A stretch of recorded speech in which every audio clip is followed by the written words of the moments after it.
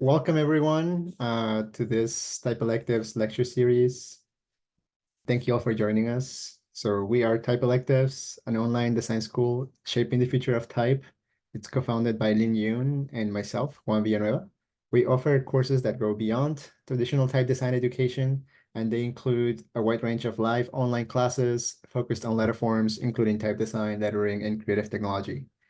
Our faculty is made up of people who approach their practice from a place of respect, responsibility, criticality, and love. And we always look forward to working with students that are interested in exploring a future that is founded in those principles. Today is the fourth and last lecture of our spring lecture series, where we invite new and established voices to share their stories, knowledge, and ideas with the community. Our theme for this season is about community and collaboration. And we have a great lineup of collaborators who've shared their work and practice with us. And we find them really inspiring, and we want to share that with the community. Today, we're going to be hearing from Maya Ober, who is a co-director of Futuress, a place where feminism, design, and politics meet.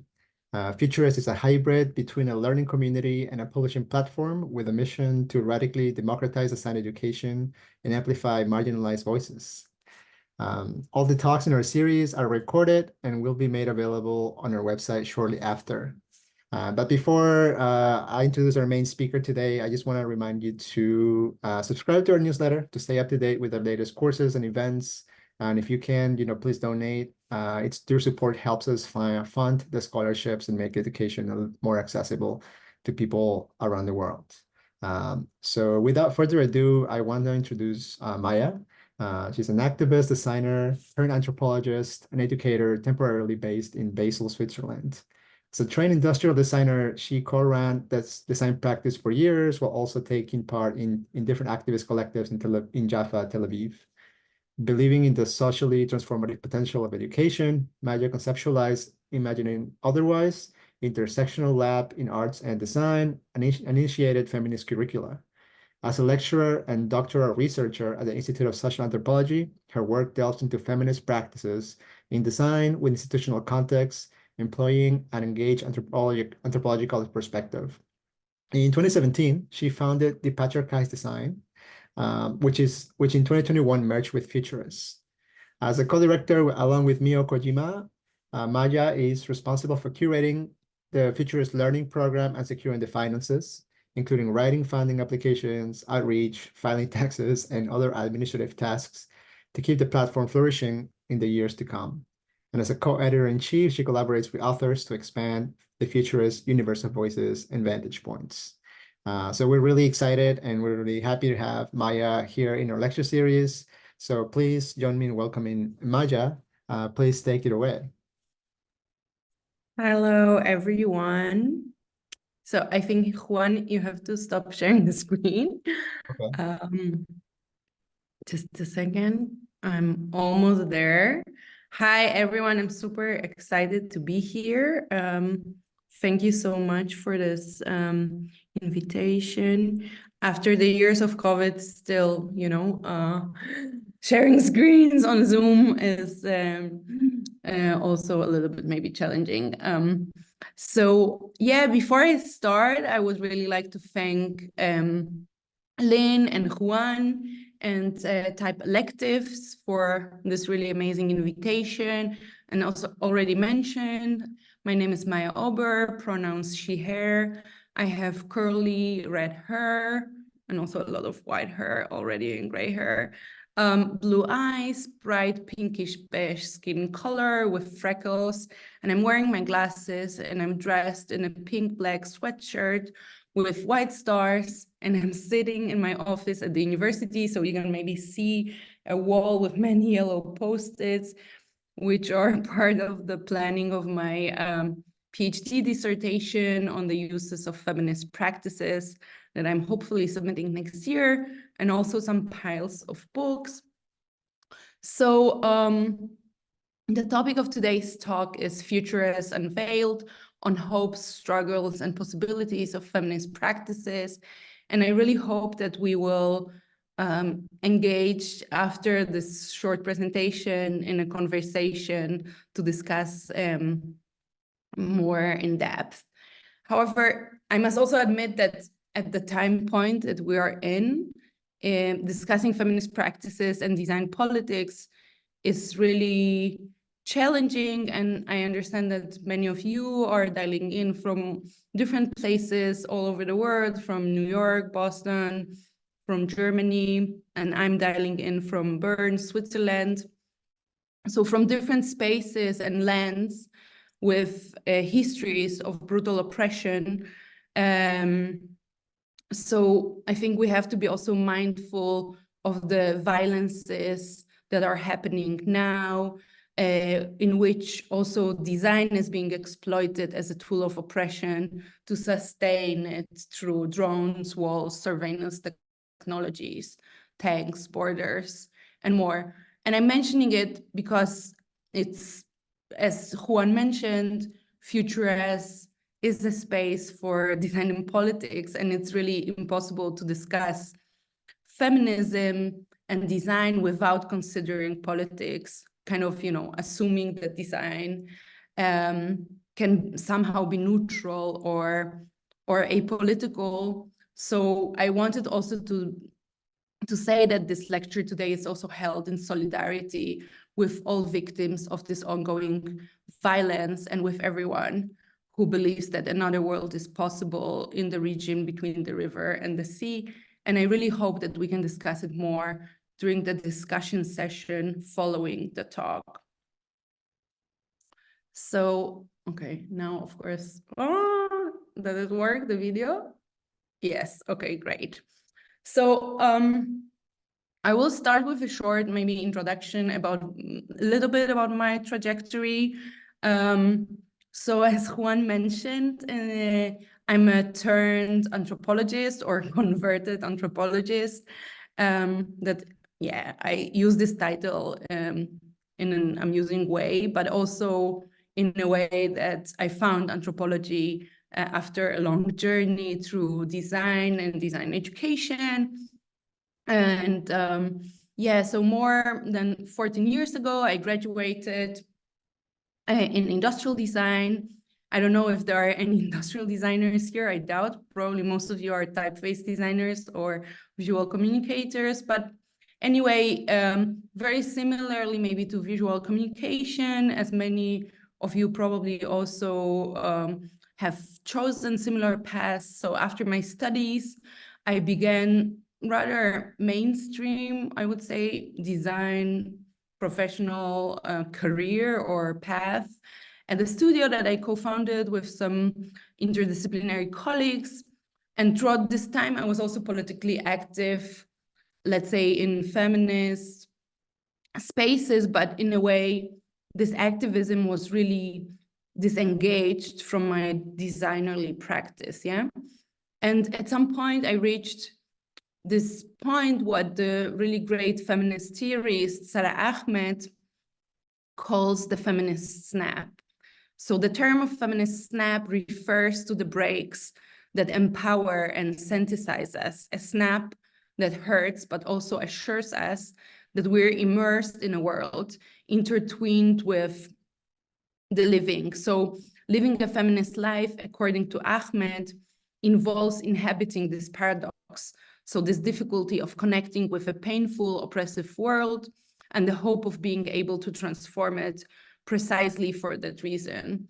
So, well, at some point when I reached the snap, because I could not see how I could continue designing without trying to dissociate design, particularly industrial design, that as the images show you is really engaged in the hegemonic power relations within our society, such as capitalism, cis heteronormativity, patriarchy, colonialism, racism, and ableism. And this led me to really leave, in a way, design in the narrowest sense of the word, and dedicate myself to research and education, and to really see and ask this question, how can we design otherwise, yeah? And how can we teach design otherwise? And what is even design? And what power relations are involved in it? And this feminist snap also coincided with my immigration to Switzerland, a country really rife with contradictions. So on one hand, it's boasts a direct democracy, yet over 30% of its residents lack voting rights, and women only gained the right to vote at the national level in the 70s, and in some cantons, not until the 90s of the 20th century, 20th century. And until 1988, women could not work outside the household without a written permit from their spouse or father.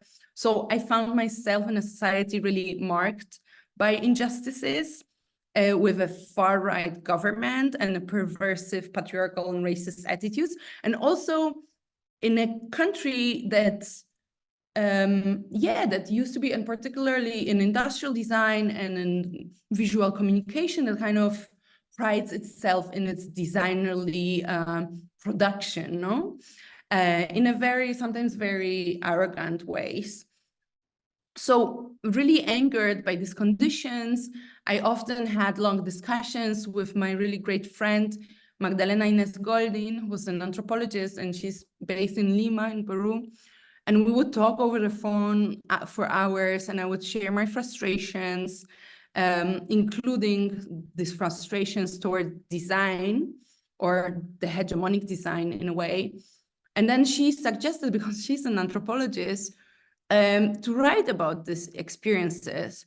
And for me, I was like, hey, are you kidding me? I'm an industrial designer. Like, I don't know how to write. Writing was never part of my practice. I hadn't really learned it during my design education.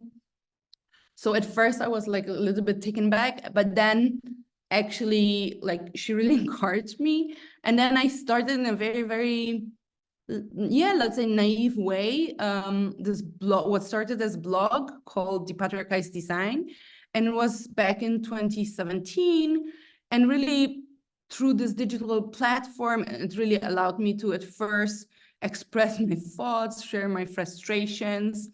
And what happened and what followed quite in a very fast way is that this digital medium, of a blog online and also an Instagram platform, enabled really connecting with many, many other feminists and designers and students scattered across the globe, who really shared similar questions, who asking why is my design education Eurocentric, male-dominated, cis and white, or what defines good design? Why are some practices valued more than others, among many, many other questions? And I feel that through the work on depatriarchized design, that also quickly became a more collective activist endeavor, with amazing design researcher and writer Anya Neidhardt, who joined as a co-editor, and many other collaborators. This transnational space became, in a way, accompanied by what Sara Ahmed defines as feminist killjoy. And here on the slide, you can see the cover, the red cover of Sara Ahmed's book, available by Seal Press in New York. So feminist killjoy is this figure of companion who often, by pointing out issues of inequality, disrupts the comfortable status quo. And in doing so, is perceived as spoiling the happiness or joy of others, And in Ahmed's words, quote, "You become a feminist killjoy when you get in the way of the happiness of others, or when you just get in the way, ruining the dinner, also the atmosphere. You become a feminist killjoy when you react, speak back to those with authority, using words like sexism, because this is what you hear."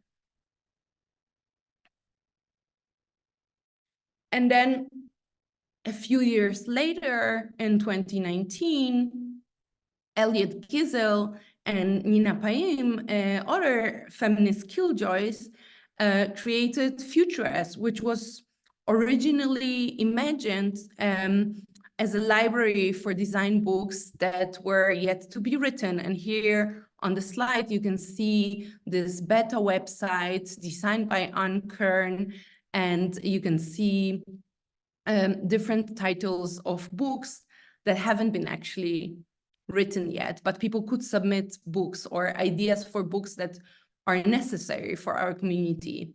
Yeah, so so you could upload these ideas for this missing design stories, yeah, onto this website, and they would materialize at this 3D animated floating books on the screen.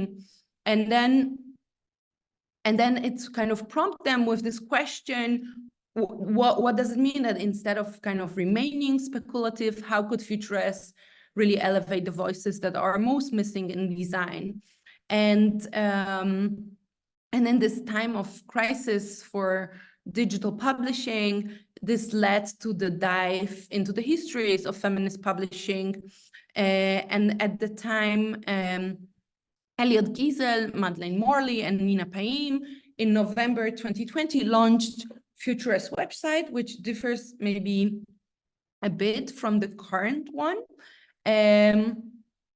Because at first also Futuress was kind of conceived to be an online magazine, and here you on this slide you can see a screenshot of this first website of Futuress with some text and images pointed, and on the right this illustration, beautiful illustration by Ellie Rogers, where you can see this this library in the stars, in the sky, with different people, different bodies floating and reading different books. And this illustration is kind of toned in blue and violet and purple colors, which also kind of connect to different feminist colors.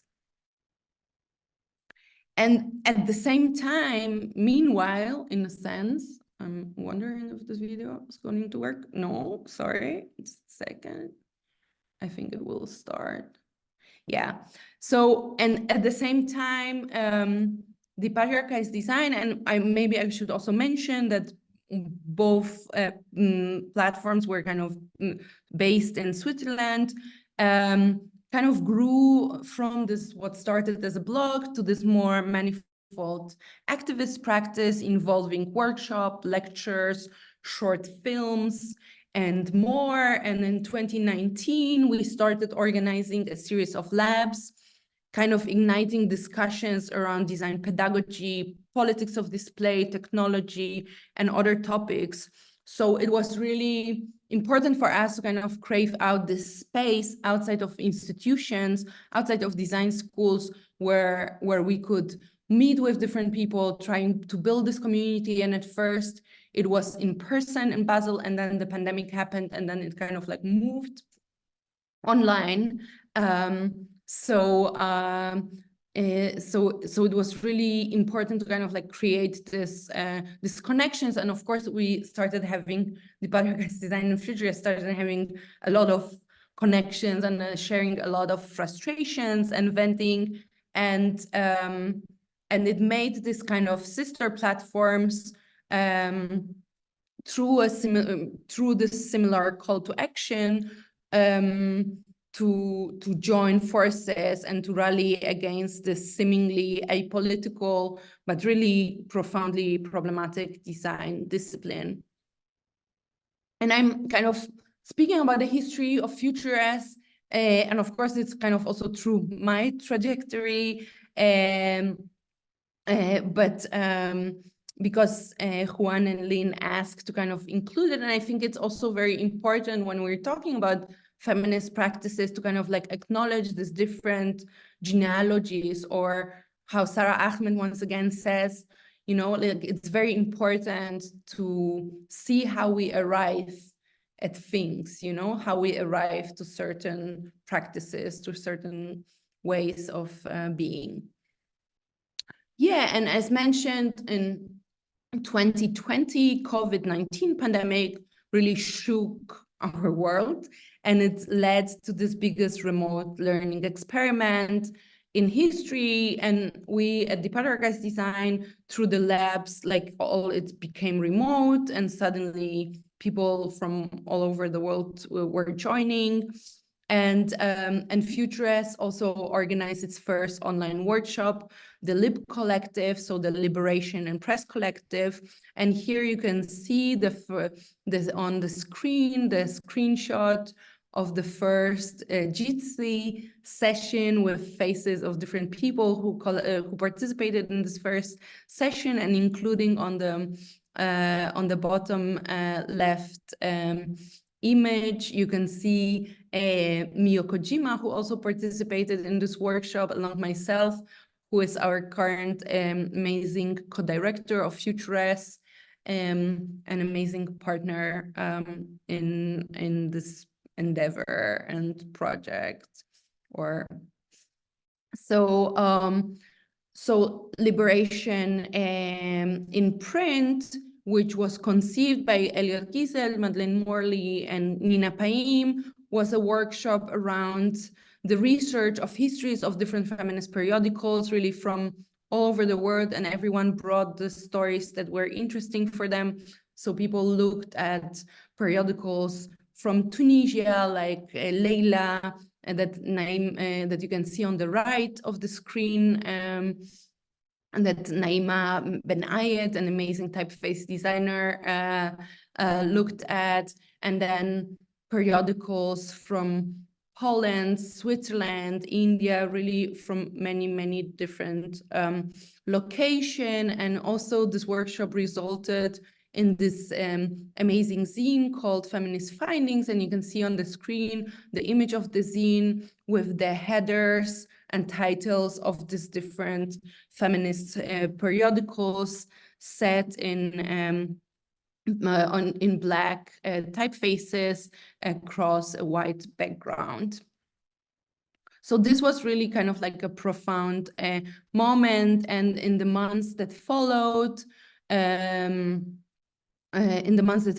Futuress launch in November 2020, Elliot Giesel and Madeleine Morley left the platform, and subsequently the Patriarchist Design and Futuress joined forces. And at this point, it was Nina Paim and myself running the platform, volunteering, and also maybe to a very certain degree precarizing ourselves as co-directors.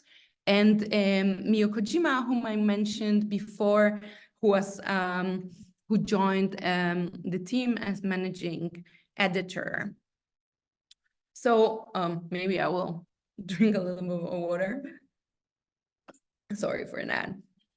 But then what is really Futuress? So Futuress is a hybrid between a learning community and a publishing platform, but it's also an activist endeavor. And really our mission is to challenge and expand design discourse and create a space for learning and thinking from within feminist practices.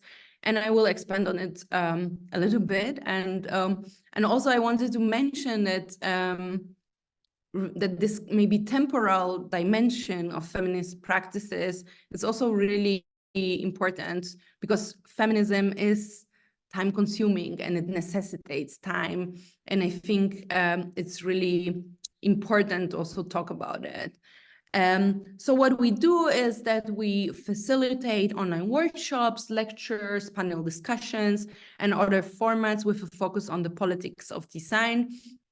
And through these different offerings, we really try to problematize the role of design from different vantage points, and to foster also criticality that is really missing from within, let's say, mainstream design education.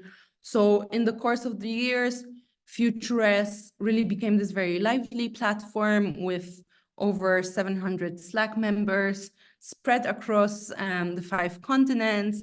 And we have welcomed, I think, around 200 fellowship participants, and organized, I'm not sure about this number, I think at least 60 or maybe 80 public events and published over 150 texts. And here on the screen, you can see snapshots from these different Zoom sessions from our website, where you can see the learning platform as well as the stories, and some people participating also in the sessions as well. And yes, and here maybe shortly a presentation of the team. So as mentioned, the platform is run currently by the amazing Miyu Kojima, who's a German-Japanese designer, researcher, and educator, exploring the politics and practices of knowledge production. And we're joined also by Abigail Schreider, who's a curatorial support, and she's an Argentinian industrial designer, currently based in Germany.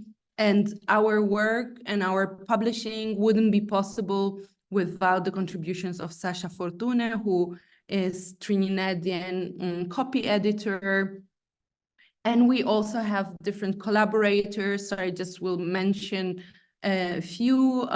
Franca Lopez Barbera, who is associate editor, and she's Argentinian designer and researcher exploring the intersection between nature, coloniality, gender, and ethics.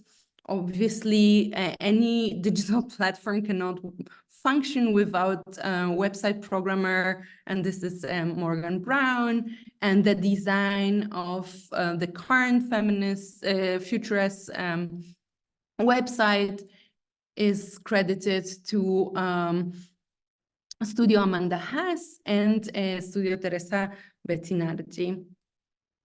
And then, of course, part of Futuress is also our community. So the community of Futuress includes contributors, so everyone who contributed and wrote a text, participated in the fellowship, or the speakers that we invite and guests to our public program. So as you can see from the slide, this community is a really globally dispersed group of mostly women and non-binary designers, writers, researchers, journalists, educators, artists, activists, and more.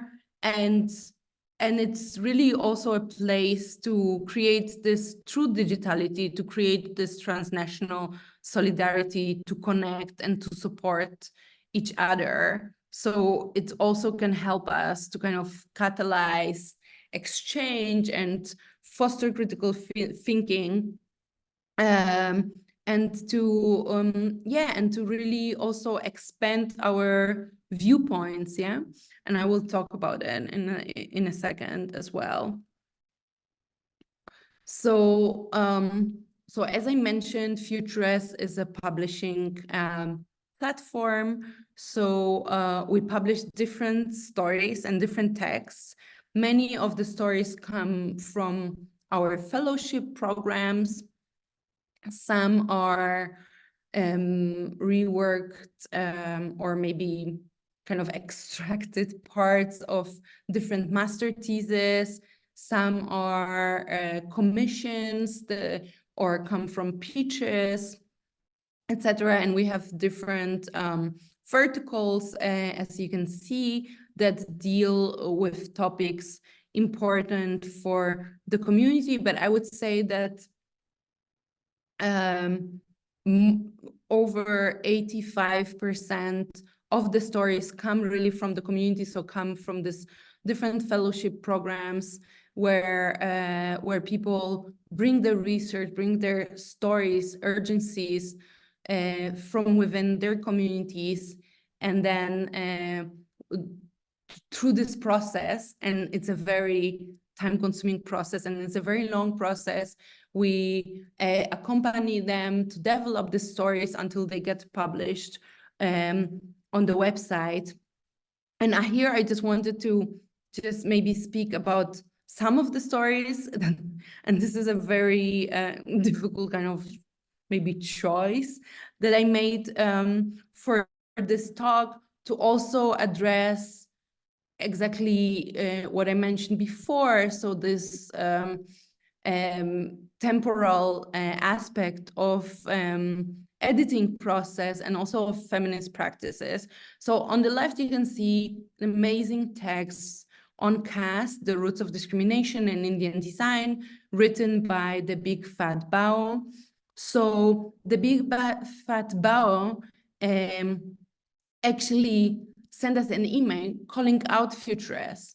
And she said, hey, you just recently posted a text written by an upper caste Indian author, and I think you should be amplifying Dalit voices, and you should be amplifying discriminate groups from within, and not only privileged groups from within Indian society. So the Big Fat Bao was actually what I mentioned before, this feminist killjoy, and she called us out, and which was really great because this brought us to attention of this shortcoming and something that we completely oversaw with our editorial practices. And then Bao pitched the story based on her amazing research and master thesis, where she looked at the roots of discrimination in Indian design through the lens of caste. So really kind of asking what de-Brahmanizing lens can tell us about power relations and discrimination in the Indian design practice and education. And this was such an amazing journey to kind of edit and accompany and also learn from Bao through this editing process of this text and to work together. And I would really like to encourage you to read it, because it also gives us a new perspective on the questions of what decolonizing mean or decolonizing design mean, and how it always has to be situated within the particular context of the particular land or space. And then on the right, you can see the text by Noura Tafeshe, Pastel-Coated Violence, where Noura asks how online culture aestheticizes militarism and oppression through sexualization and hyper-cuteness. And particularly, she looks at this phenomena within the Israeli military in Palestine and in the occupied territories. So it's also a very timely text now, even though it was already published a year ago. But this text, Noura developed during Coding Resistance Fellowship that we had already 3 years ago, no, 2.5 years ago. And Noura was also the first one to apply and to register for it. And also this also the editing of this text is also, I think it took a year or a year and a half until we published it. And it's not necessarily because we're super, super slow in the editing process, but it's also driven by this idea that things take time, and editing and publishing takes time, and we have to really think about what is written in the text. Also, many of our texts are very, very long, so all around 3,000, 3,500 words. And then it's also like a learning process, also not only for the authors, but I think I would say mostly for the editors, yeah, that we often edit texts that we are maybe not necessarily as familiar with the context as in the example of the Big Fat Bao's text on caste in India, or the particularities or like the in-depth knowledge. So it takes time. And then to other texts, so the newly published just a few days ago by Ren Lauren Britton on rehearsing access, making space for non-normative time with access riders. And in this text, Ren elaborates what does it mean to have access or to request access for disabled people, and how access riders can help us with it. And also Ren gave an amazing tutorial on it for Futuress, which the recording of it we will publish soon. And then and another text, Tribute to Feira do Pau by Yanni Gaio, which is a very short form and was created during our last fellowship program called Resistant Stories of Design. And here in this text, in a very, very poetic way, Yanni looks at design in Mozambique through this very personal, and I would almost say ethnographic story or autoethnographic story, revisiting her childhood memories from growing up in Maputo in Mozambique.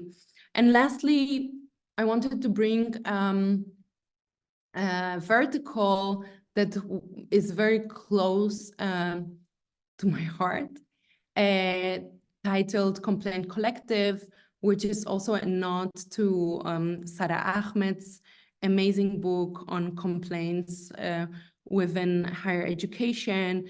And here, there are many, many more texts here, but two that I wanted to shortly mention here are a collaboration between Futuress and the Patriarchized Design before we kind of officially merged in the late 2020, where we looked at diversity issues within Swiss design schools. So we listened to teachers and students and their complaints and around different forms of discrimination in Switzerland. And as you can imagine, maybe some directors of Swiss design schools were not super happy about this text. And then the other by amazing Dutch journalist Tessel ten Zweig on calling out Dutch art institutions. Maybe some of you remember there was this Instagram page that disappeared where many people shared testimonies of violence in Dutch art and design institutions. And I'm being mindful of the time because I think I would also like to leave some time for questions. But as I mentioned, we also run this fellowship. Here you can see an overview of the fellowship, and soon I can already announce it. We will have another one that we will announce an open call for it later this year, which is really great. And these fellowships are really the spaces for learning where people from all over the globe can join and work on their stories, the urgencies that come from their communities. And then we publish these stories on Futuress. And in our last fellowship, we also started working not only with textual forms, but also with audiovisual ones. And this will be also the case for this upcoming fellowship around imagining technologies otherwise. And just to maybe conclude, this is this learning part. It's also part of our mission to democratize design education, and we have a public program which is free and mostly online, that includes tutorials, labs, lectures, special events. Always, at least once a year, we have special events.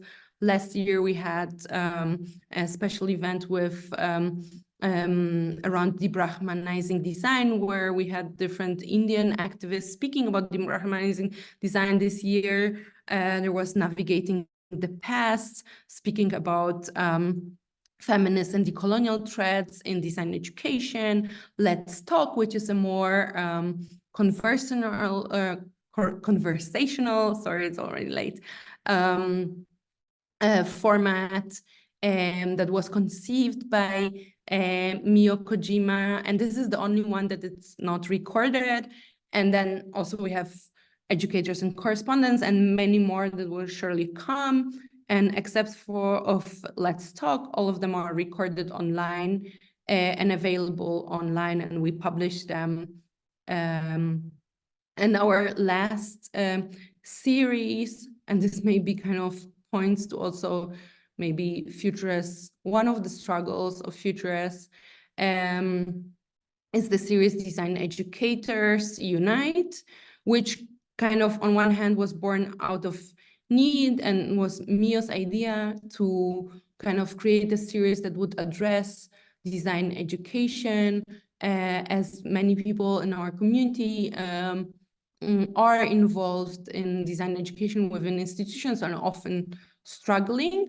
And also it was a way for us to think about another way of financing Futuress, because up until then, Futuress was financed either through cultural funding or through donations. And then we thought, okay, we don't want to put paywall on Futuress, so maybe we can create like a lecture series that it's on sliding scale, and then afterwards all of the recordings will be available and published and accessible for everyone, to kind of try to find other ways of sustaining Futuress.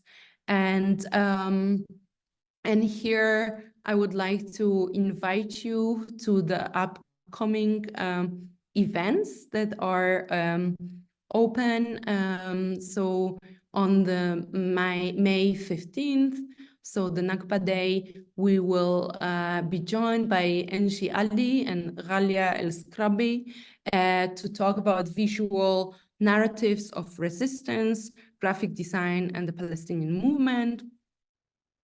And at the end of May, amazing filmmaker, researcher, and artist Solveig Kousseus will give a tutorial, which is this more hands-on kind of educational learning format that we have, titled Disclosure Notes of Autoethnographic Filmmaking.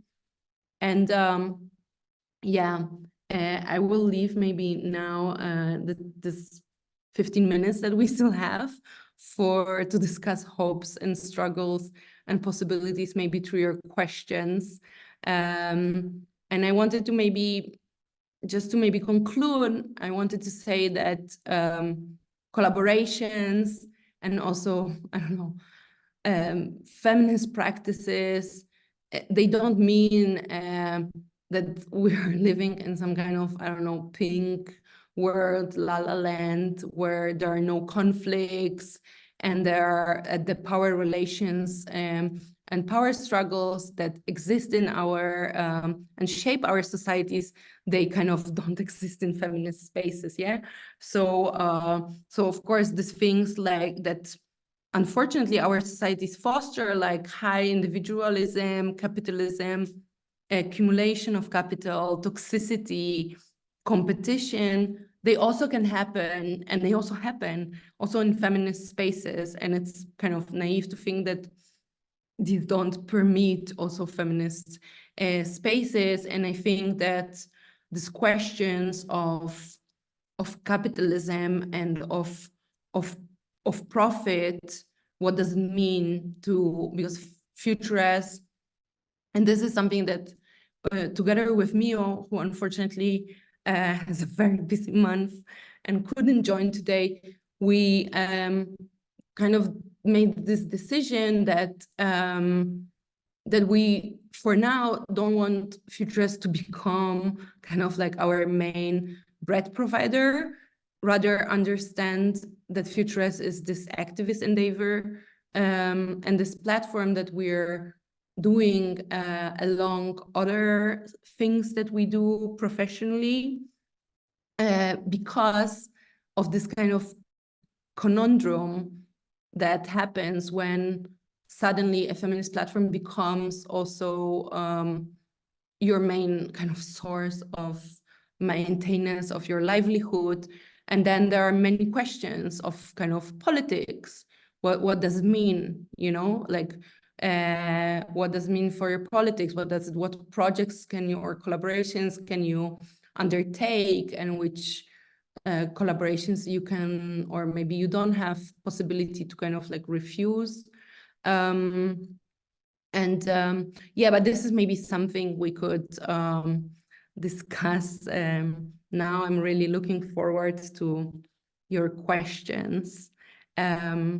Yes, so thank you so much. I will stop maybe sharing the screen and we can open to the discussion.